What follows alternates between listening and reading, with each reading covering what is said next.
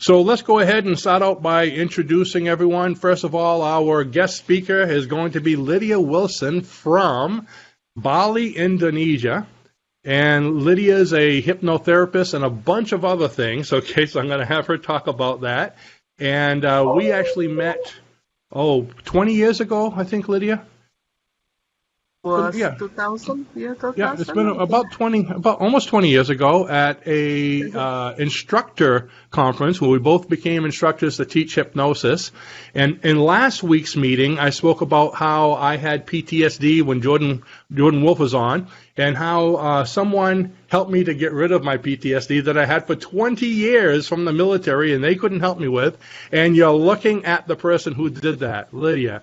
So, Lydia, go ahead and introduce yourself, and then we're going to get to everyone else. My name's Lydia Wilson. I've been doing hypnotherapy since 1998.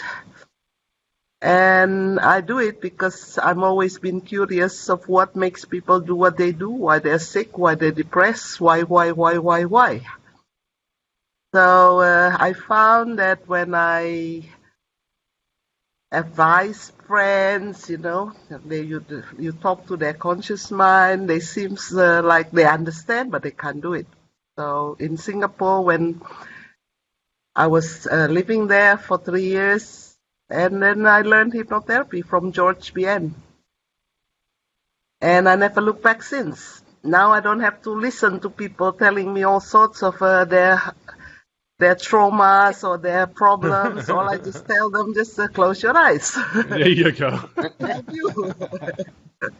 Okay, let me go ahead and change the arrangement on the screen for a second. And we have Anthony Reed from... Hi. Hi, Anthony. Anthony, tell them where you're from. Tell them why I call you Nanook from the north. So I'm from Minnesota, Anthony Reed. I host Spanking YouTube channel, so go check me out there. Great to have you here, Lydia. I can't wait to hear more. And we have Elynne Jacobson from... Las Vegas, Nevada, where it's going to be 80 degrees today. I'm jealous. Good morning, everyone. I'm Elynne Jacobson, and my company is For Your Health. I am currently working on becoming an instructor in hypnotherapy, and I've done hypnotherapy for a lot of years through Rene and Raluca and Captain Jordan Wolf. And I love what I do. Like Lydia, I like the feeling of being helping people. It's a great joy to me. I get a lot out of that. Welcome. And we have Raluca. Raluca from... Where are you from? I can't hear you. Raluca, you're on mute. Oops. Yeah, Raluca does a great mime routine. Now let's try it with... Yeah, yes.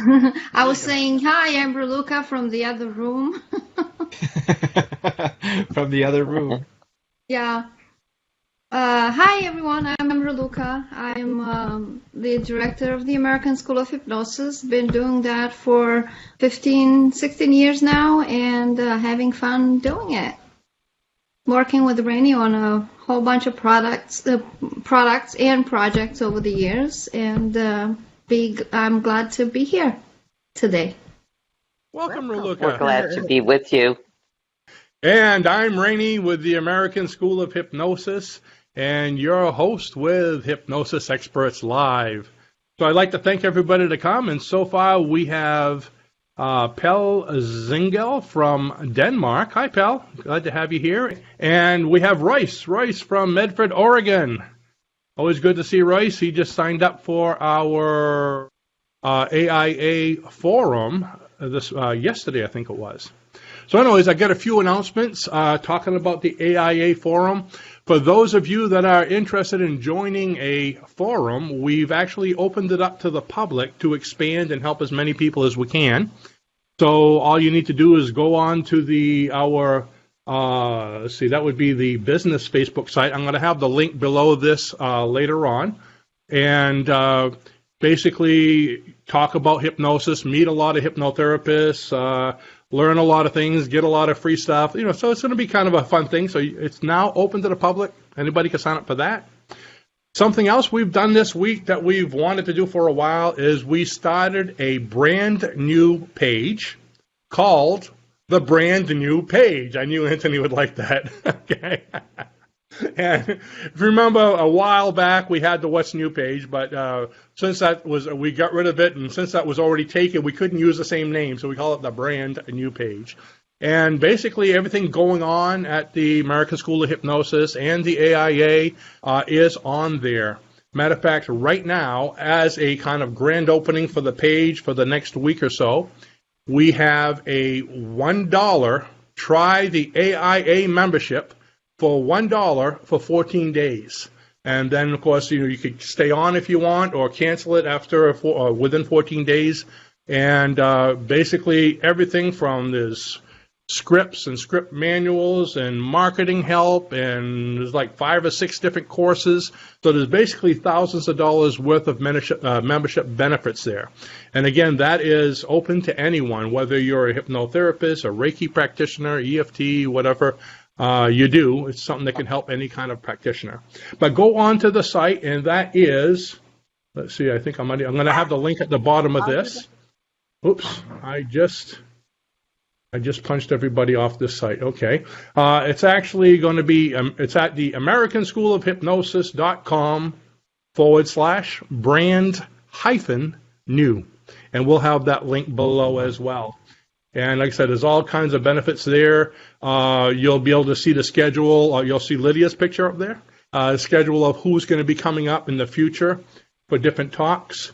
We have videos there. We have links. I have a big resource thing with over 150 business links to help you with business. And this is all stuff that you can get on there and see. It's just a website. You don't have to pay to get in. And lots of other things. So go take a look at that. And let's see what else I have for announcements on here. I think that's it for now. Today we're going to be speaking to Lydia about basically about what you do, but I want to make sure that you cover the topic of what you helped me with, which was forgiveness therapy, because I know you use that for all kinds of mental blocks and those kind of things. And so I'm going to give you the floor and see if I can make you full screen so we can see you in your glory. Oops, right over there. So Lydia, you're on. Well, forgiveness therapy, I kind of developed it myself.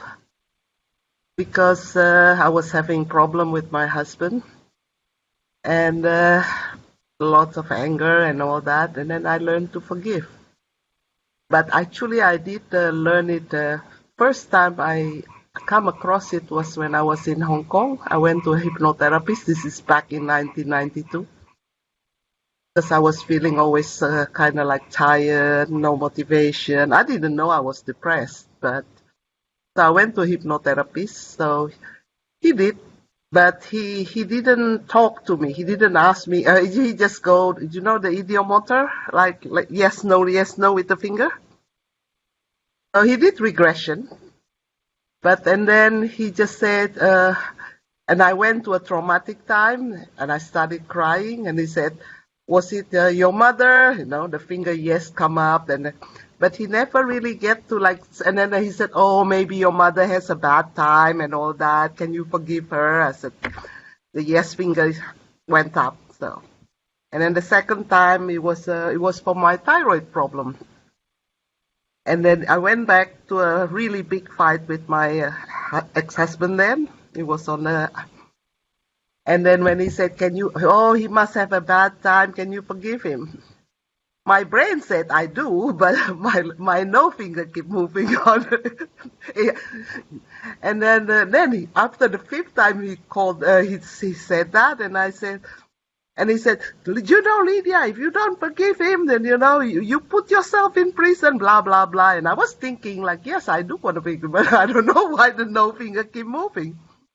And then I went home, and then I started thinking, I realized that because I didn't know why he did what he did.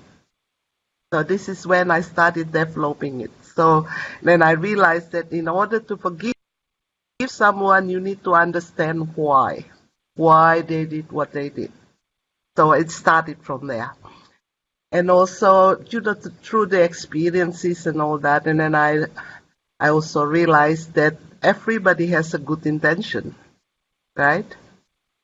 So when you do regression to people, to the root cause, whatever it is, if they're rapists or whatever, they still, deep down, each person's a good person. So once you know why, then you realize that actually there's nothing to forgive. And that is a true forgiveness. Then you found, but I found that with forgiveness, because in life there's always fear and love, the other side. To know love, you need to know the other side first. So with a lot of people who has traumas, being raped or being abused or whatever, usually with forgiveness therapy, I kind of guide them. And then it's like in the end, they reach to a certain place like okay, I don't like you, or I don't mind, I don't care, I don't feel anything. So the anger is gone. It's just like they don't feel anything towards the abuser or whatever, but that's only halfway. And then if you continue, they would come to a place where they said, I pity them. That's compassion. I feel sad. But the thing is, that's not love either, because compassion is like you still want them to change. So in year 2000, I was still in the middle of having really big problem with my husband then. And I attended a course. It was about like opening your heart, healing people from the heart, which was nothing to do with me, because I'm not really into healing people with touching and all that. Because I do what I do because I want to know why. So I always talking with clients. But then at the end of the class anyway, so we did meditation. And halfway through, the teacher said, state what you wish to do with the knowledge that you have gained this weekend. So there I was thinking, what do I want? Because I'm not really interested in this. And I can hear all the other students, 16 of them, they said, oh, I want to do this, I want to do that, I want to help children and all that. So me still thinking, I don't know what I want. And the teacher started talking. I thought, that's it, I don't have to think anymore. I missed my chance. But that's when it started. It came from the core of my being. I started crying. I couldn't stop. Words just pouring out of my mouth. It was like, I just want to leave my soul in the hands of my Father who created me. I just want to be the channel of His love. Here I am. Use me. Whatever you want to use me, here I am. That's when I see this huge, very bright white light coming in from the crown here and into the heart. And then there were so many figures of light all around me. I had the feeling they were angels. And they started bowing. And I was like, no, I don't deserve it. And then the meditation finished, my logic come back. I said, nah, I'm making it up. But just then there was one guy across the room. He was jumping up and down. He said, Lydia, I saw angels around you. I was like, are you sure? They say there is no coincidence in life. It was weird. If that guy wasn't there that day, I wouldn't believe what I saw. And the weirdest thing also, out of the 16 room, that guy was a client of mine 6 months before. And he came to me because he had he said, my ajna or my third eye is blocked. And I regressed him to the root cause, which he died as a lama in Tibet. He got spared right in the third eye and died there. So I was the one who opened his third eye, and he saw what I saw. That was weird. So that was it. I didn't think about it again. And 2 weeks later, I met this woman who had she said to me, like, do you know, Lydia, you from Indonesia, you must find me a white magician and all this kind of thing. I said, what for? Oh, all my life people been putting spells on me, And I want it returned to them. I said, well, if it's all this black magic, I said, I have nothing to do with it. I know nothing. But she said, oh, maybe just my fear or whatever. So I said, okay. So because by that time I already believed in angels, so I said, okay, I'll help you. We'll see. So I closed my eyes. I said, please guide me and protect me here because I know nothing about it. And I started doing regression on her. Halfway through the regression, she got a block. And I thought, okay, she's an Arab woman from Bahrain. So and I told her, I said, look, I said, do you believe in God? She said, yeah, I'm a good Muslim. I pray 5 times a day. I said, good. I said, can you ask God to be here to guide you and protect you? She said, how? I said, good. By that time, my image of God is already white light instead of an old man with a beard watching us, right? So she halfway through, I guided the white light up to here and then up to her chest, and then she said, there's a resistant in me. I said, what resistant? That's when a man's voice come out, her hands started clawing, her feet started screaming. She said, I don't like you, leave me alone, she's mine. She keeps saying that. And I was like, oh my God, this is like a possession case. And I was like, in the name of God, be gone. Remember that John Travolta movie, the Saturday Night Fever? That's what I did. In the name of God, be gone. He wouldn't go. Oh, Muslim, Allahu Akbar, in the name of Allah, because he wouldn't go. I was like, oh my God, what am I going to do? And then suddenly there was a voice so clear on my right ear. It says, deal with it with love. That's just when it occurred to me. I kneel down in front of her. I open my heart. Whoever you are, I love you anyway. So I put my hand on her temple, the other one on her chest, and I said, I come with love. I come with peace. It's time for you to go to the light now. Twice, and it went boom. Then she opened her eyes. She said, I'll bet you tomorrow you'll come back again. I said, you want to bet? You want to win? Don't wait till tomorrow. Ask, come back, So anyway, so that was I started dealing with demons. But so I had quite a few people that come, well, a lot of them are spirit releasement, like spirits, human spirits, they're easy. You just talk to them and then do regression on them and all that. But the demon one is scary. You have to call the angels and all that. That was about 5 years. But then in 2007, I was moving to Bali, and I had a transit in Singapore, and then I love bookshops. So when I was paying, there was little bookshops, little booklets with a picture of a demon in it. But with the trident, it's a cute one. It's like a cartoon, but on the caption said the demon is within. That confuses me. I said, no, the demon that I've been dealing with, I have to call the angel, capture them and all that, are from out there. How come somebody would say it's within? So, but me, I'm quite open-minded, because if somebody says that, there must be some truth in it. So one morning, I'm in bed. My meditation, I don't do the lotus position or whatever. I'm lying in bed, still in the other wave. And then I pray. I said, God, this demon that you keep sending me, are they really from out there or from within? That's when I saw the picture of yin and yang. It was so clear in my mind. My first reaction was, what the heck is that? Took me a year to understand the whole concept. Just information come from here and from there. Then I understand there's no such thing as demon out there. It's all within. It's all about accepting the dark part of us. And since then, I created a new therapy. It's called Omega Therapy. And that completes from the compassion to love. When you accept that part in you, that's when you found love. You achieve balance. You achieve wholeness. And since then, I have never come across any demons anymore, I tell you. So in the end, it's very easy. So, but the thing is, with the forgiveness therapy, I have found that he had cured so many people who's been seeing psychiatrists for 20 years, for 16 years, schizophrenic, bipolar, PTSD, you name it, it's all there, so easy. But the omega therapy completes.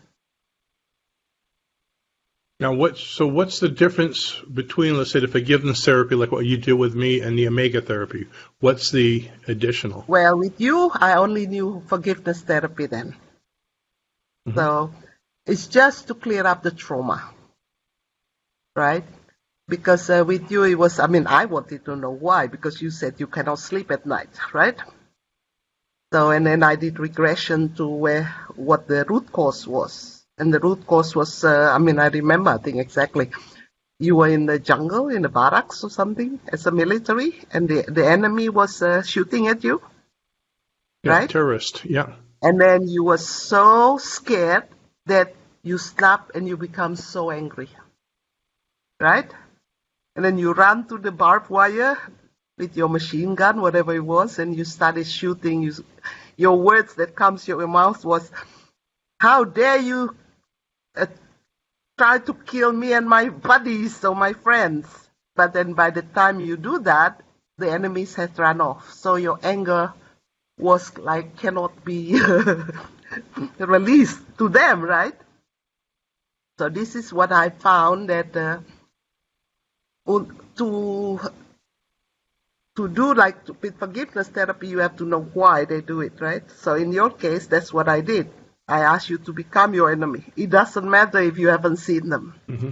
Just imagine it. Then I asked you to become your enemy. And then I asked, because logically, which I knew already, but I'm just questioned, and the answer came. He said, "Well, it's nothing to do with you, you know. We're in a war. Either you kill me or I kill you. No personal. The thing is, the thing that makes you angry because you took it personally. Yeah. So once you got that, that's it. Forgiveness take place, right? It was easy." I still remember the tears coming down. Now you got to understand, this is the first time I'd ever met Lydia. Okay, we were in a conference, and the instructor of the conference had me come up and up front for something. He was hypnotizing for something. He asked for a volunteer. I went up, and I was kind of the class clown, so everybody thought I was, goofy and all this. And as the instructor was asking me questions about fears that I had, that came up, and another one came up, and and people were going, "Boy, this guy's screwed up," right? And I remember when I sat down, Lydia leaned over to me, and she goes, "I want you to come to my room tonight. We need to talk." And I'm like, "No, I didn't say that." It was something along that line. Would you like me to give you a session? And you said, "Yeah." In my mind, it was, "Come to my room tonight. I want to talk to you." No, it wasn't the night either. It was in the afternoon. A 2-hour session on me. But the funny thing was, all the other students in the class, they think we were doing hanky-panky in my room, right? Exactly. Which actually nothing to do at all. Yeah, it was a game changer. And it was only about 1.5 hours, not even that. It was probably only an hour session. Really, it seemed like an awful long time. Yeah. Great. Now, so a lot what you're having to do, you finding a lot of this has to do with perceptions then? Because everyone has different perceptions. Like, you're doing something for one reason, but you don't know what the other person's thinking of. So you're trying to get into their mind. Does a lot of it have to do with that, you think? Yeah, I've been like you've heard of Gestalt therapy? Mm-hmm. Gestalt? Yeah, it's similar to that. But, I never learned it. But I just do it on the principle that we're all part of one. So we actually know each other. So sometimes even like sessions, sometimes if the child is, the parents ask me to help their children. If the child is too young, I just tell them, I said, "I can't do it, but I can hypnotize you and help the child through you." Like in Hong Kong, I had one lady, an English lady. She said, "I have an 8-year-old boy who's always very tired. In class, he cannot concentrate. And academically, he's really bad. And then at playtime, the children are around. After 5 minutes, he will have to sit down. She said, can you help? I said, well, I'll do my best. I have no idea what I'm going to do, but I'll do my best. But your child's too small. Why don't you come? So she did. And she's one of those who can go really deep. Then I asked her to become the boy. It was so sweet because his name is James. And she started talking like a little boy. And I said, James, how are you feeling? He said, I'm tired. What are you tired about? Because my heart is working too hard. Why does your heart working too hard? Because my blood is too thick. It makes sense because if your heart is working, the blood is too thick, right? It makes sense. I mean, this woman, she had taken the son for so many different kind of treatment, X-ray, whatever, with doctors, nothing going. And I said, what makes your blood too thick? Because I eat too much bacon, salt. Mm-hmm. So how do we make it thinner? I said, drink lots of water and stop eating too much bacon. It was as simple as that. You know, if the blood too thick, the heart is pumping too hard, the oxygen cannot go to the brain easily. And then he gets tired for it very quickly when he runs around. So after the session, I asked the mother, all these doctors been checking on him. They have ever checked his blood? She said, no, they've done all this brain scan and everything, but not checking the blood. So that was that. It was so simple. It's just working that everybody is part of one. Now, from what you just said, I think the worst part of that entire therapy or treatment would be not being able to eat bacon. Well, he can, but just not too That's much. Scary. Terror. No, because it does. Salt makes your blood thicker. Exactly, that's why when you have high blood pressure, you shouldn't eat too much salt, right? Mm-hmm. Yeah. I'm no doctor, but Well, great. Now I'm going to ask the people in the cheap seats. Anybody has any questions? Go ahead. Now's the time to throw them out. And I want to say hi to Jerry. Jerry just came in from Massachusetts.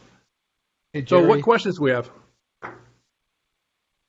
You're on, Anthony. Oh, us? Elynne? You just came on the screen. Now Elynne's on the screen.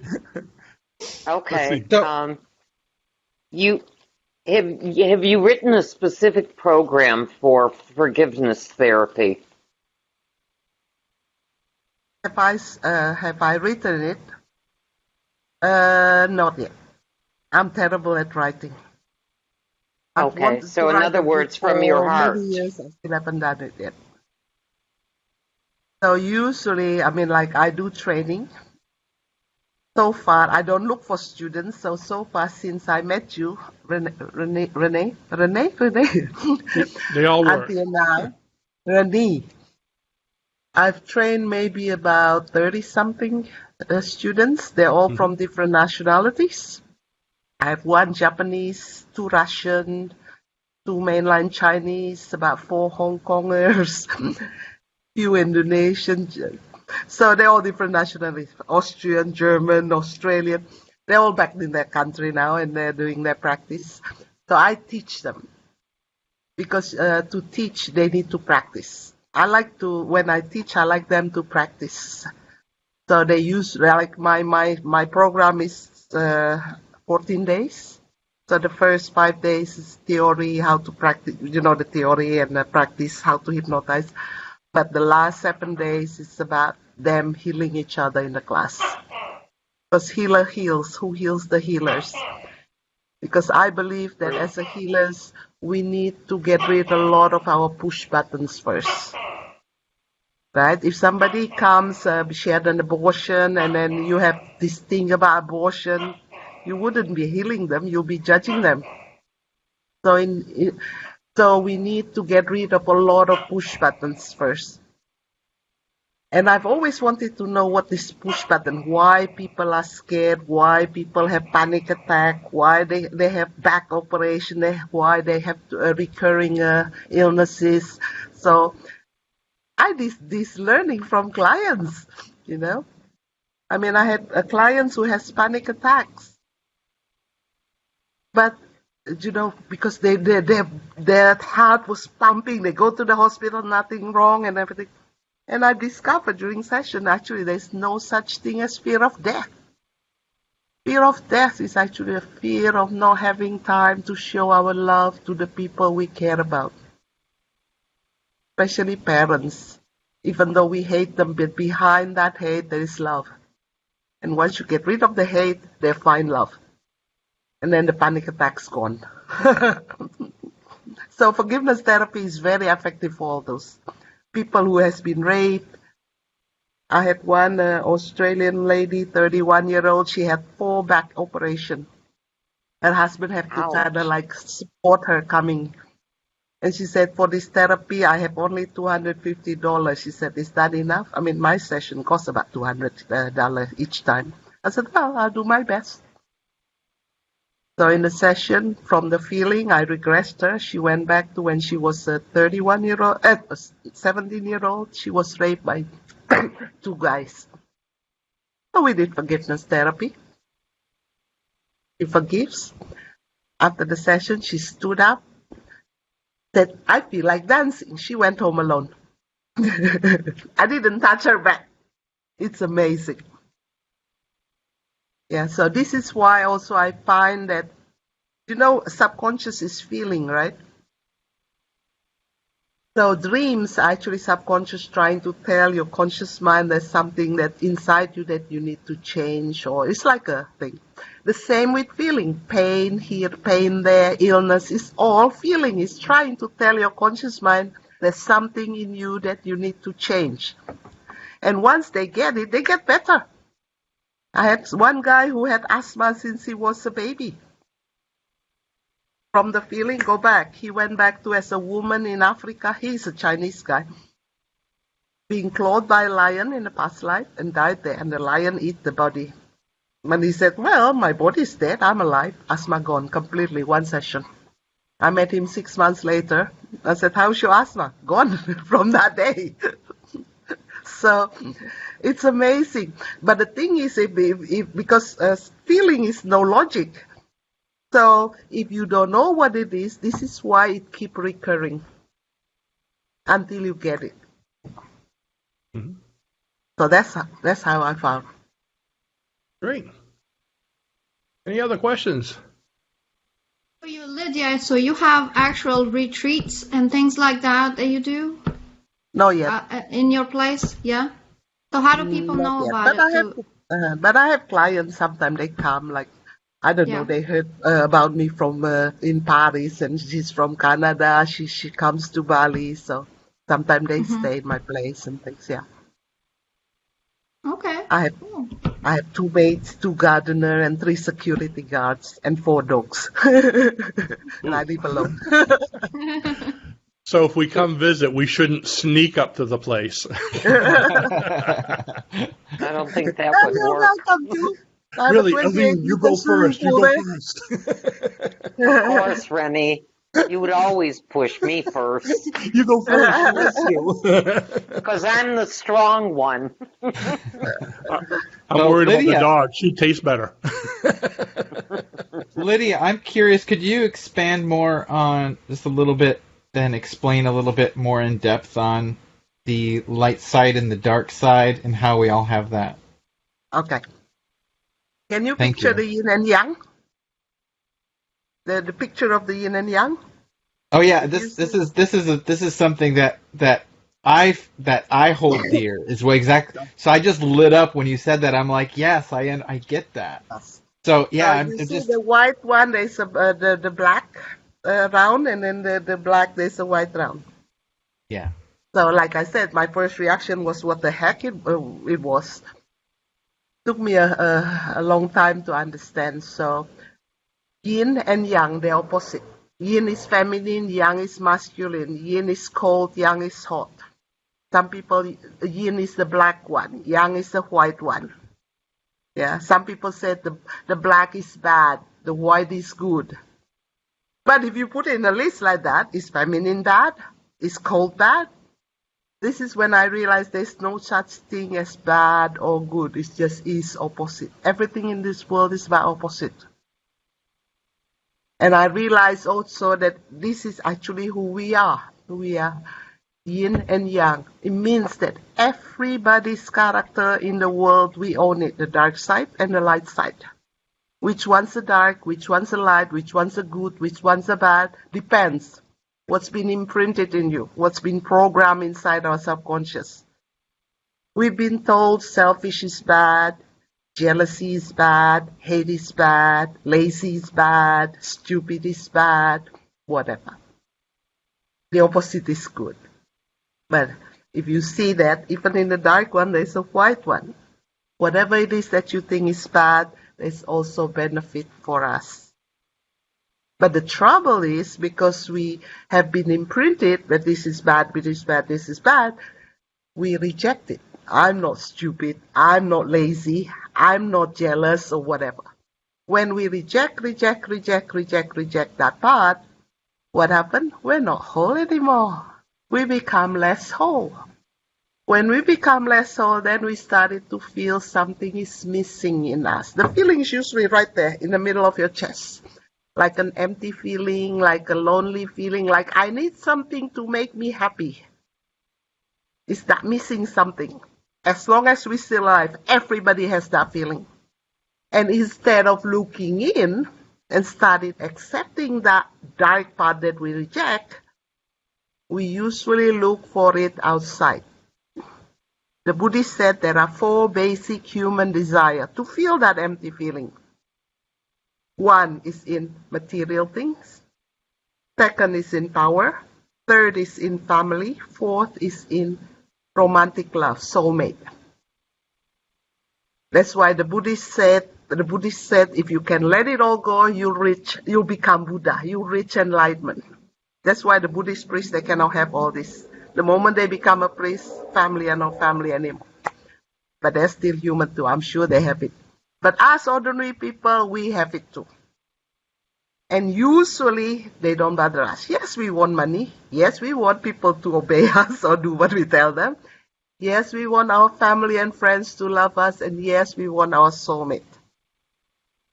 But in each of us, usually one of these is bigger than the other, the desire. And the biggest one is the one that causes the most problem in our life, usually. If our biggest desire to feel that empty feeling, because wholeness is happiness, by the way. Usually our problem will always be about money. The more you try to sit on it, the more something always happens that you keep losing it.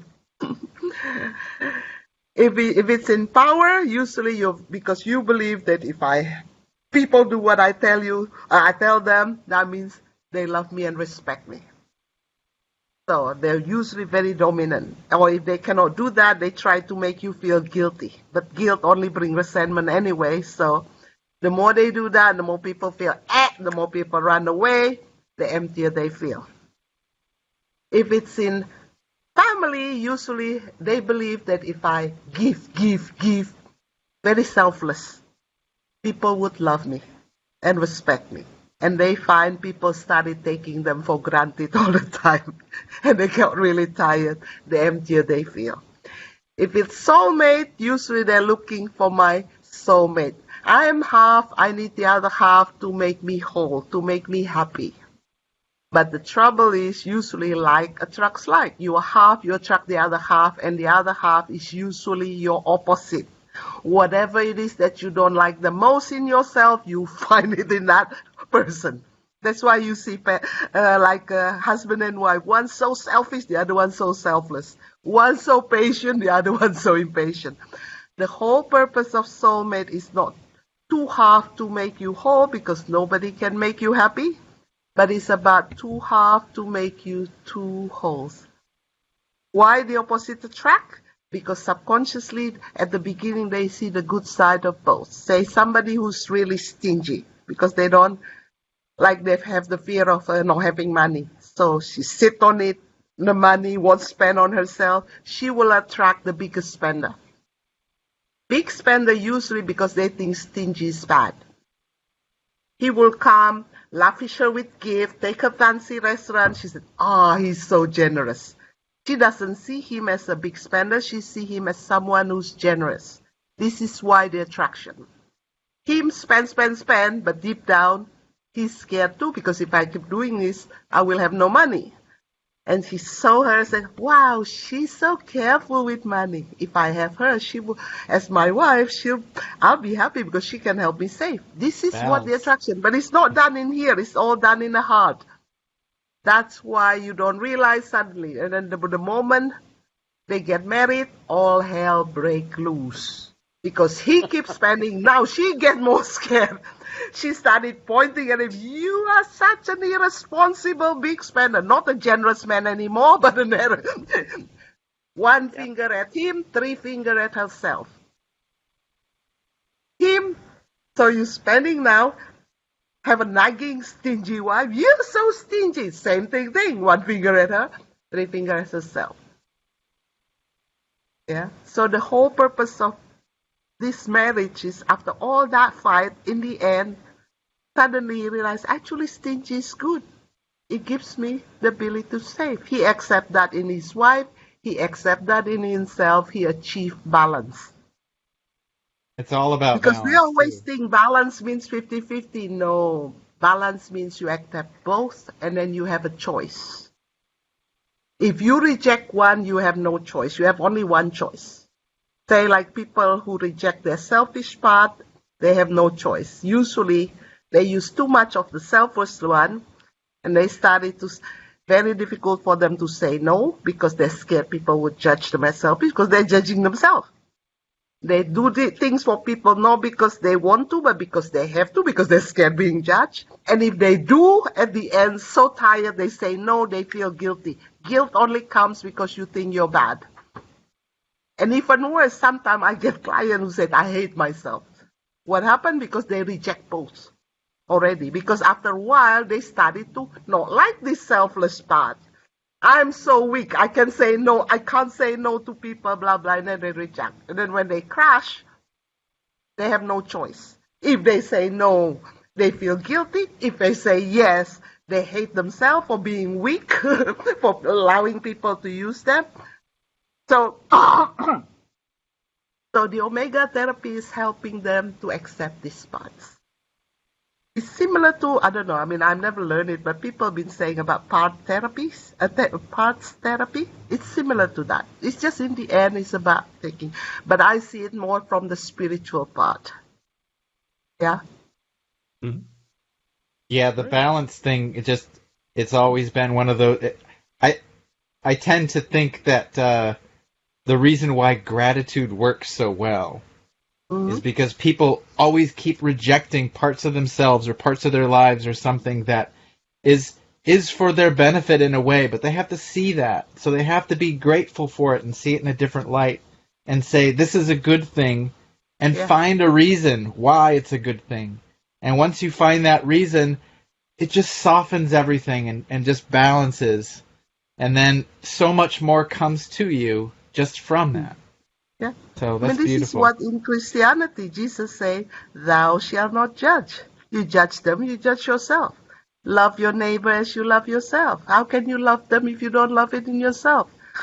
I was in Shanghai teaching self-hypnosis one time, and one guy says, "I hate my boss because he works for Coca-Cola. He's so nosy and always..."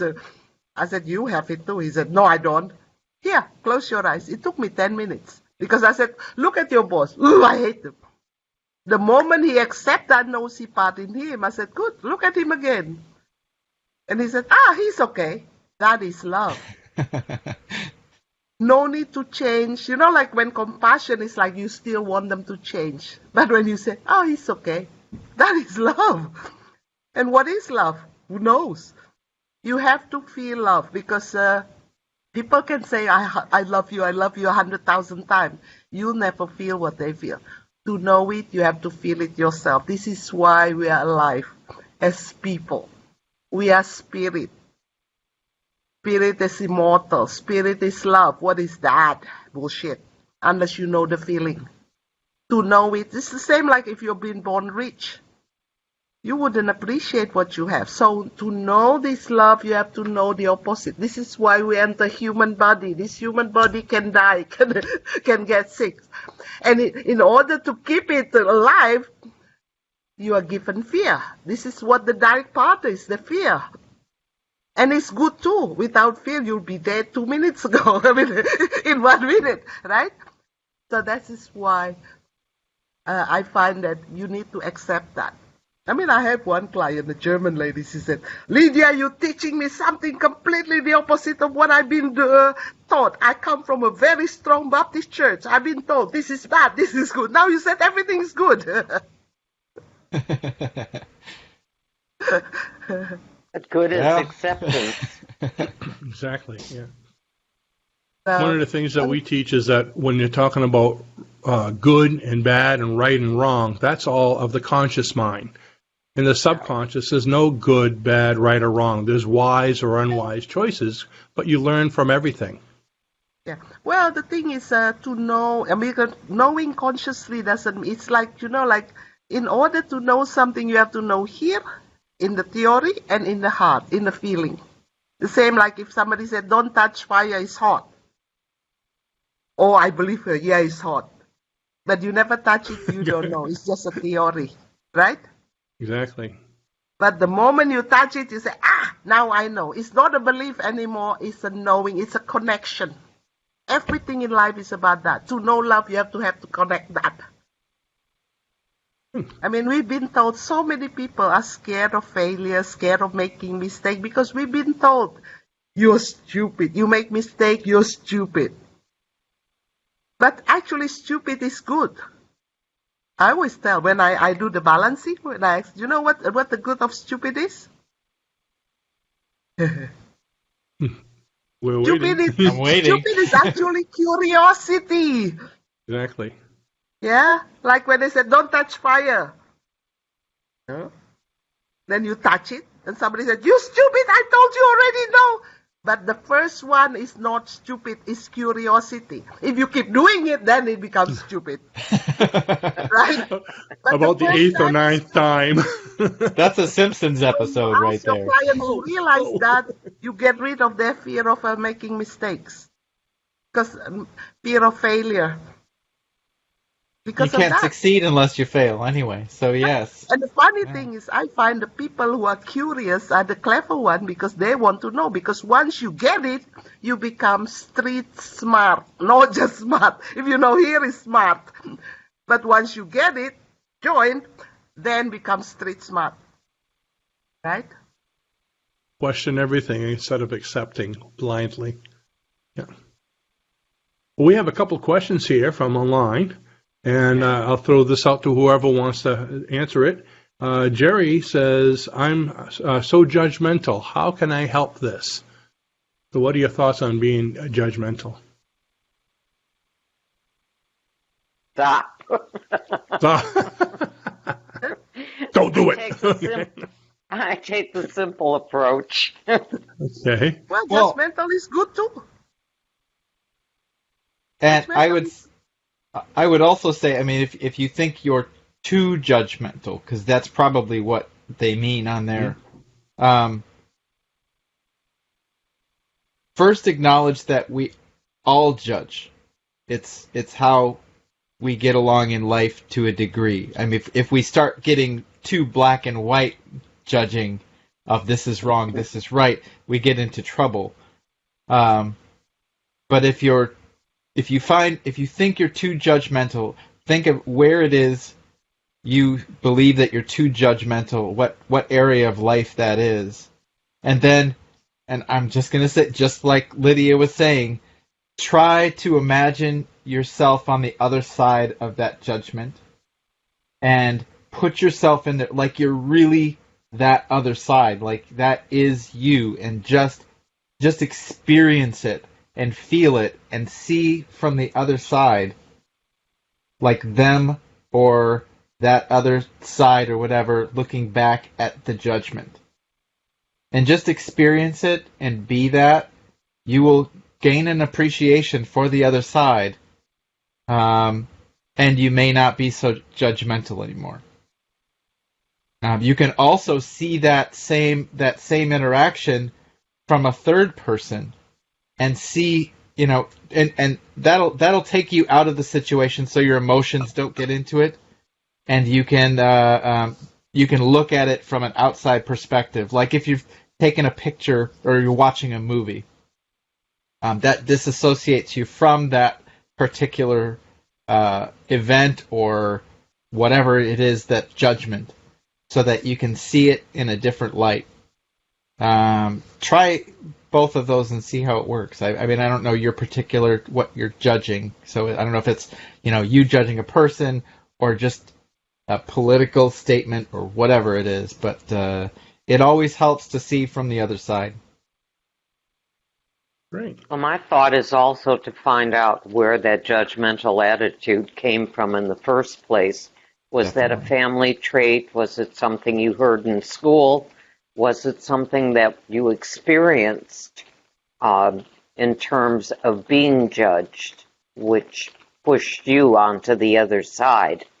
I would see somebody and get some help with regard to the feelings you have, because apparently what I'm hearing is that judgmental feeling is not a comfortable one for you, but one that's been so ingrained and learned it's hard to stop. You might want to see a hypnotherapist, or you might want to see a psychologist to find out how you can work on those issues, because it's not going to take you very far in life if you're going to be judgmental against almost everything. And if that judgmental is so strong. But I think it pays to find out where it came from, if it's a family issue or something that happened you learned from others in school. And that's my thought. I do notice that a lot of people judge because they find because they have that same trait. So they see it in the other person, and because you hear somebody talking, like at the office or whatever, somebody's judging or gossiping and stuff, and the other person would say, "That's funny, you do the same." So whatever they identify themselves with it, they lash out at the other person. So, yeah. That's spot on, and actually, sometimes another good thing to do, and that's right to your point, Raluca, is if you say a judgmental statement about something, or about someone, let's say, like Raluca, oh, Raluca's always got some bad attitude. If you turn that statement around and say, I always have a bad attitude. No, it's Rene that has it. So then, you turn that back around, and you're usually saying something about yourself, and you're just projecting that onto other people, and you see in people the things that you don't like about yourself, and that's what you're nagging about. It's like mirroring. Exactly, I learned yeah. this technique of mirroring. Look Right. in the mirror. You might find yourself there. Yeah. You see that online a lot with people that do videos.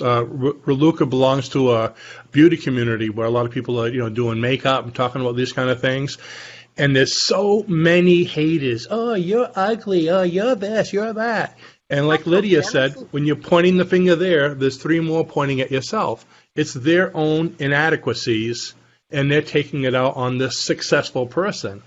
And plus, another thing, it's been proven about 80% of haters online are kids that are under 12 years old. And their parents at home, and they're all together just kind of, but, you think they're adults, and they're saying, oh, you're ugly. There's some little kid doing this. And people will they'll have millions of followers, and they'll actually quit their channel because of all the hate comments they get. It's sad, but I always tell people it's not about you. When somebody points the finger at you, it's not about you. It's about them. It's about their own inadequacies.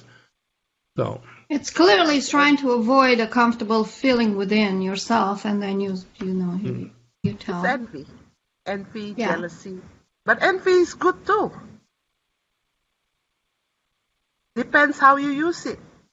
Yeah. If you use it as an inspiration, he can be successful, I can too. You use your envy as good.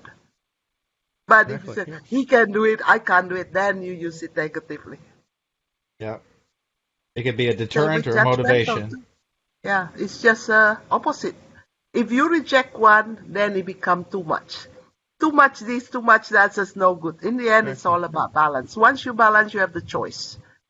So maybe you can ask question to yourself, why am I judgmental about? What is it in me that makes me feel like I need to be judging people? Is it from my envy, from my jealousy, or is it from my negativity, right? And then you can also look the other side. Non-judgmental is good too, but too non-judgmental, you cannot keep yourself safe because you just accept everybody and then you trust everybody. It's very, very dangerous. So judgmental is good too. And this is when you need to be able to, because once you accept both, automatically you will achieve balance. And balanced people know when to use this, when to use that. So see, Jerry, I bet you didn't think we were going to talk this much about it, right? So instead of saying, how can I stop this, say to yourself, I'm happy that I'm so balanced. There you go. We have one more question. It's kind of pertaining or not pertaining, but I'm going to throw this one out to Elynne because you said you know Pelly. Okay. Let's see. I love working with the mind as well. I have a question. Many think that medicine will help people that struggle with mental illnesses. Can hypnotherapy fix almost everything instead of medicine? Oh, I get some things to say too. In my opinion, I'd say yes. Oh, they're doing good because I know how powerful hypnotherapy is. I think we could help more if they get hypnotherapy instead of medicine in some cases. So what are your thoughts on that, Elynne? Well, I think there has to be a balance. I don't see any one practice as being the magic cure. However, if you're working through your problems, the chance is that you will help yourself to get better without medicine. On the other hand, there are some issues that require medicine so that you're able to think clear enough to be able to work through some of the problems. And I love hypnotherapy because it does help you get to the core. But sometimes with mental illness, you just can't. You can't break through all the way. There are some things I won't touch that are above and beyond my scope of expertise. But on the other hand, I will play the double chair game. I will try and break it apart to find out where the core is, and I will regress to find out what's going on. But if along the way, Pelly, that I find it's beyond my scope, I would turn it over to a doctor. I wouldn't play games. But everything depends on degree, and everything depends on what the problem is. And as a hypnotherapist, you have to be careful not to go above your expertise. No matter what training you've had. Oh, Lydia, are you okay? Sorry. No matter what training you've had, no matter what, there are some things that aren't touchable. I don't know. Does anyone else have thoughts about that? I got some thoughts. Now, I was a health coach for about 4 years, and this is something that's really I had to go away from. If somebody needs medical care and they need urgent care, go see a doctor. Please don't go to anybody else and just think, well, maybe I can just go over here and I don't have to. Just for anything, it's not like you have to do everything that they tell you to do. If you think about it, you go, well, does this make sense or not? It's always hard to try to make sense out of that because it's a big thing, and especially if you're stressed out, you can't think well to be able to go, well, is this the right thing to do or not? So just go get it checked out. However, take a couple of things into mind, and that is that the human body was made to heal itself.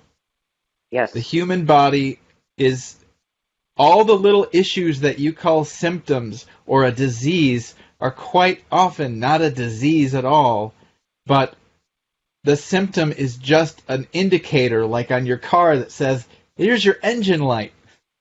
So don't take, if at all possible, if there's another route to it, you don't want to just take the advice of someone who says, oh, well, you have high blood pressure, so take blood pressure lowering medicine to lower your blood pressure, and then go home, you're fine. Your body is giving you high blood pressure for a reason. It is saying, okay, something is wrong, and it's making my blood pressure high, because my body says, this something is making your blood pressure high because, you got thick blood. Well, if you have thick blood, you don't want to lower your blood pressure because your blood is still thick. Then you want to can't eat get less blood. bacon. I don't know about the bacon. I'm really on the drinking more water, because that's one of the best medicines for lowering blood pressure is just drink water and the blood. breathe. To breathe deep. But it is deep breaths. yes. But you got to be careful, Anthony, with mental illness. That's different than working mental with. Illness is very. I have a very long history careful. of mental illness in my family. Actually, when I was 2 weeks old, my mother had her first nervous breakdown, and she had one major hospitalizations every 1 to 2 years since there until I was about in my 30s, early 30s, when I helped her overcome that with just nutrition, just changing her diet and adding vitamins that she wasn't able to get. She wasn't getting them from what she was eating. And I talked to her doctor as well, because that's important. And her doctor's like, it's working, keep doing it. And she hasn't had one in 15 years now. That's what got me into this.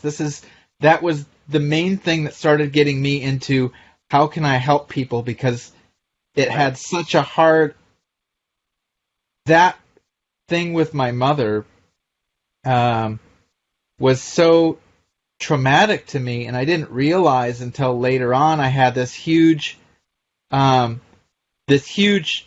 breakthrough and breakdown myself of just all of a sudden realizing that for the first 30 years of my life, I carried guilt thinking that it was me that did it because it was from postpartum stress that started that whole thing with my mother. And I was like, it's my fault. And I just broke down bawling, and it's just like this realization and this big lift. And all of a sudden I was free of that. I mean, there's other stuff too, but the takeaway on that is, if the thing with my mother is that if I had just did that and she wasn't having her medication at the time, it wouldn't have worked, because she never would have eaten the food. She wouldn't have eaten what's right. Her brain was so jumbled and so out of touch that she had to have something that kind of lifted the fog so she could see clear enough to take a step.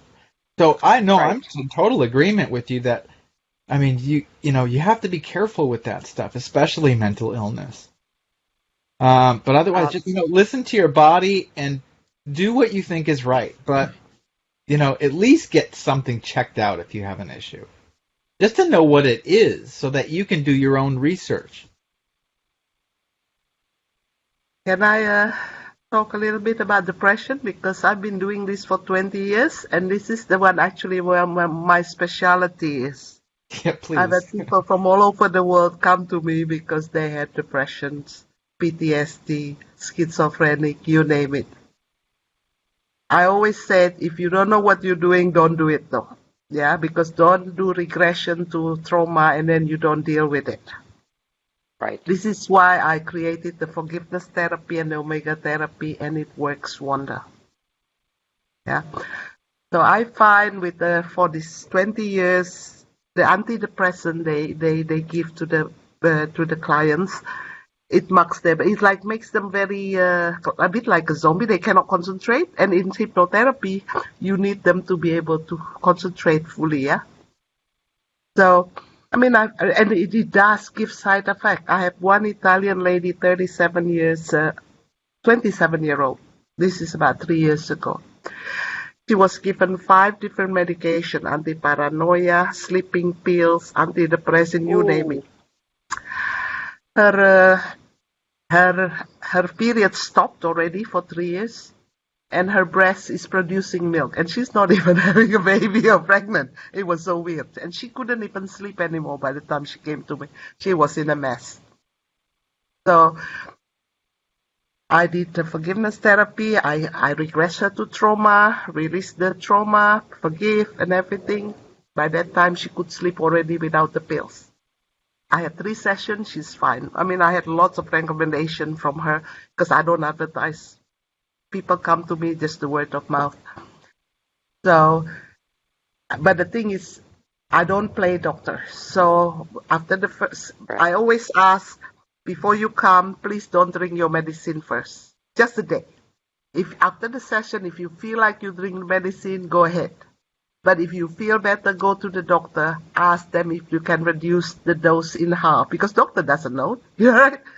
It's how you feel. But most of them, they just chuck it out. But it's not my recommendation, right? And I find also I had not too many, but I had quite a few schizophrenics. It's actually because they label it. The psychiatrist said schizophrenics mean because they hear voices.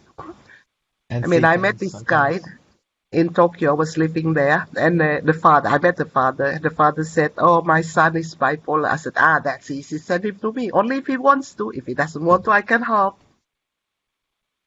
So, and then the son wanted. He was 31 years old, never had a job in his life, still living with his mother. Parents were divorced when he was 3. So when I came, very good-looking guy. And I said, "How may I help you?" He said, "I have telepathy problem." I said, "What's that?" "Well, I know people know what I'm thinking about." I said, "How do you know?" He said, "I just know. And I'm not a bad person, but I always hear bad voices in my head." I said, "Can you give me an example?" He said, "Well, if a black person comes, the word niggers come in my head. And if he thinks that guy knows what he's thinking, it scares the hell out of him." So, and then I said, "Are you seeing a doctor?" He said, "Yeah, since I was 16. And I said, "What does your doctor tell you your symptom is?" He said, "Schizophrenic." I mean, father said bipolar, then it is schizophrenic. It was because he hears voices. So I told them, I said, "Look, we have a body. Inside the body, we have a soul. Inside the soul, we have a spirit. This is the part of God that is inside of you, right? Outside the body, we have an aura. The aura change color depends to your mood. If it's negative, they become dark and smoky. And if it's bright, they become, because you're positive, and like attracts like. If you're negative, you attract negative people, negative situation into your life. And if it's too much, your aura has holes. Anything can come in. A lot of people out there who kill themselves, who die because their body are destroyed because of drugs abuse or anger, they become cancer and all that. So they're not time to die yet. So once they leave the body is just a car we use. A lot of people, they said, "Oh, I'm just going to die. I'm going to kill myself." They think they'll be free, but no. Because when the body, just like a car we use, we live, we carry the memory, we carry the feeling.